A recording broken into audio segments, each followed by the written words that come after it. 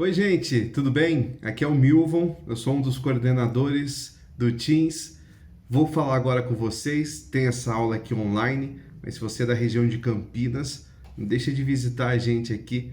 Todos os cultos, tanto das 9, das 11 ou das 7 horas, nós temos a nossa aula presencial. Vai ser um prazer te receber aqui. Já se prepara? Hoje a gente vai conversar sobre um texto muito famoso da Palavra de Deus, João 11. João 11, do versículo 1 ao versículo 45. Já guarda, já anota aí para você ler durante a semana. O que fala esse texto? Esse texto fala sobre um grande amigo de Jesus. Na verdade, uma família que era muito amiga de Jesus. Eram os três irmãos, Marta, Maria e Lázaro. E esse texto começa com Jesus recebendo uma notícia muito triste de que o seu grande amigo Lázaro estava doente. Mas de uma forma muito sábia, e aqueles momentos que só Deus entende, Jesus vai até Betânia, até Lázaro, até a família dele. Mas esperam em uns 4 dias para chegar. E quando ele chega lá, ele recebe uma outra notícia muito ruim, de que seu amigo Lázaro havia morrido. E Marta chega para ele em prantos, dizendo: se você estivesse aqui antes, meu irmão não teria morrido. E Jesus, sempre muito sábio, sabendo o que está fazendo, olha para Marta e fala: o seu irmão vai ressuscitar. E Marta já responde, claro, a gente entende, frustrada, chateada com toda essa situação: seu irmão morreu.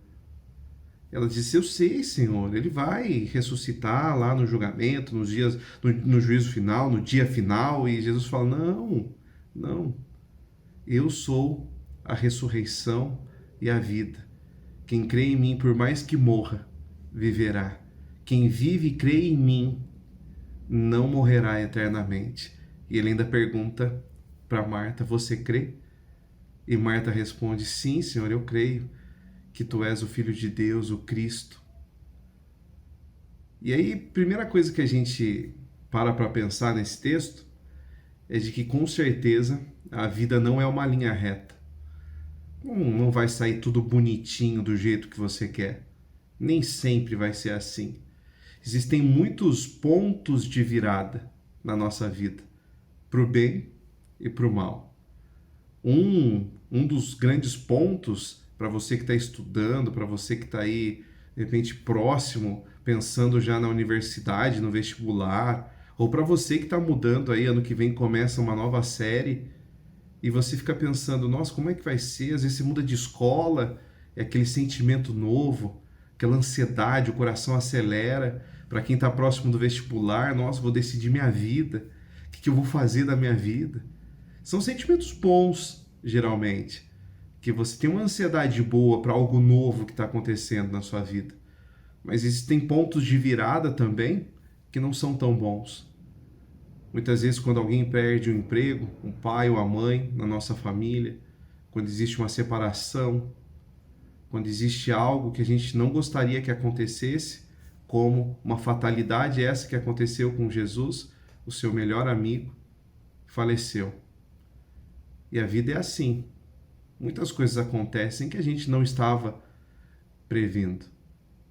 Mas essas coisas acontecem para que a nossa fé também seja aumentada, para que a nossa fé também seja desenvolvida. E foi isso que aconteceu com Marta. Quando Jesus pergunta para ela: você crê? É o momento que ela precisa decidir: eu realmente creio? Será que a minha fé é fruto de uma imitação ou de algo que eu estou vivendo ali no meu meio?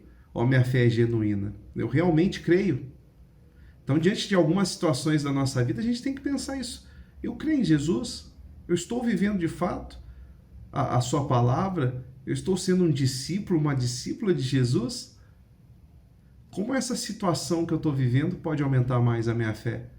É aquela coisa que a gente para de perguntar por que isso está acontecendo, e a gente passa a perguntar: para que isso está acontecendo?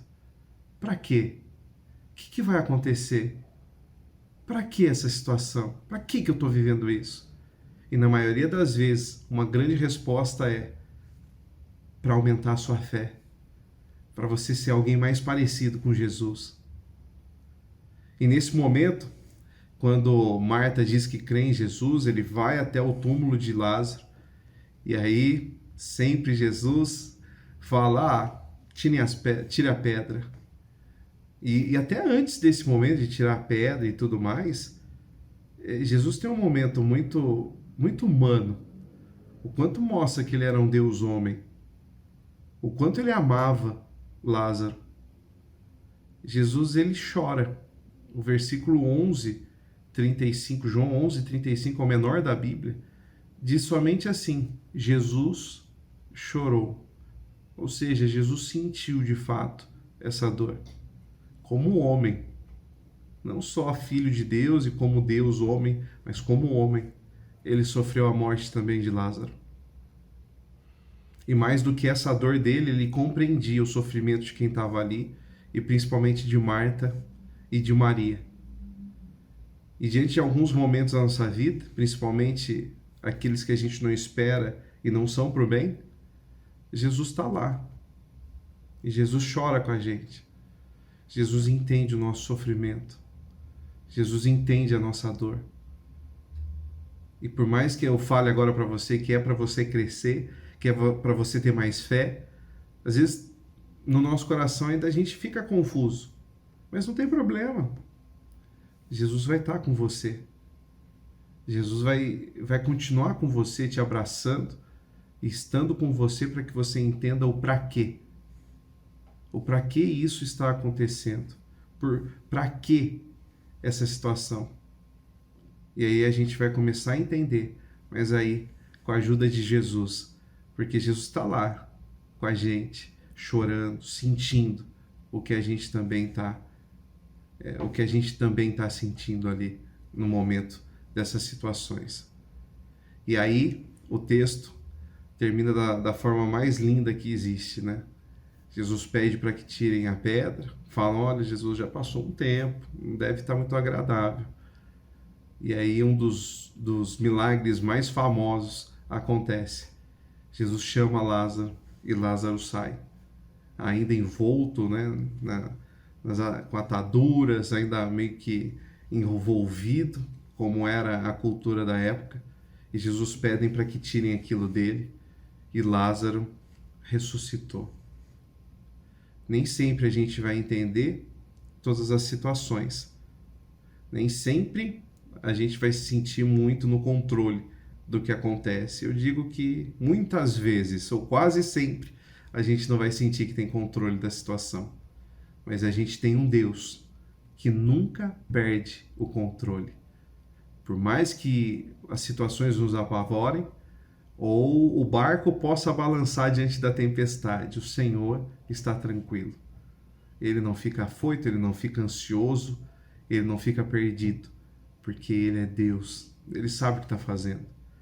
Então, diante das situações que nós vivemos, que nos atribulam o coração, saiba que o Senhor está contigo. E se for necessário chorar, ele chora com você, porque ele entende a sua dor. Mas aproveite para que esses momentos sejam momentos de crescimento na sua vida, e não de criar amargura ou de criar confusão, mas momentos em que você vai passar a confiar mais em Deus e saber que Deus, sim, Ele continua no controle de todas as coisas. É um teste de fé, mas para que a gente crie e desenvolva ainda mais a nossa fé em Jesus. Cada vez mais, uma fé que não é uma cópia ou uma imitação, mas uma fé que é genuína, gerada em nós, através do próprio Deus. Deus abençoe a sua vida, a sua semana. Deixa eu orar por você. Senhor Deus, muito obrigado por esse momento curto, mas sabemos que mesmo sendo um momento curto, a sua palavra nunca volta vazia. Quando ela encontra uma terra fértil, essa semente é plantada e ela germina. Que nós possamos deixar a sua palavra germinar em nosso coração e florescer. Te pedimos que o Senhor nos ajude com a nossa falta de fé diante de muitas situações. E muitas vezes a gente, nesses pontos de virada, que não são os pontos que a gente gostaria, a gente coloca em dúvida: será que realmente eu tenho fé? Então nos ajude, Senhor, a ter a cada dia mais uma fé genuína no Senhor, para que a gente possa utilizar esses momentos, muitas vezes até de dor e dúvida, como algo que vai nos ajudar a desenvolver e crescer ainda mais a nossa fé em Ti. Sabemos que mesmo diante de problemas e situações e tempestades, o Senhor não nos abandona, o Senhor está com a gente muitas vezes, chorando com a gente. O Senhor entende a nossa dor e o Senhor nos ajuda, nos segura pela mão e nos ajuda a caminhar por esses momentos e atravessar por esses vales. Então nos ajude, continue nos ajudando. Abençoa cada família representada por cada um que está assistindo nesse momento e abençoe a nossa semana para que seja uma semana abençoada pelo Senhor e que possamos viver em Ti tudo que nós temos para viver e tudo aquilo que o Senhor tem nos prometido. Em nome de Jesus nós oramos. Amém. Deus abençoe sua semana e não esqueça, hein? Fica o nosso convite.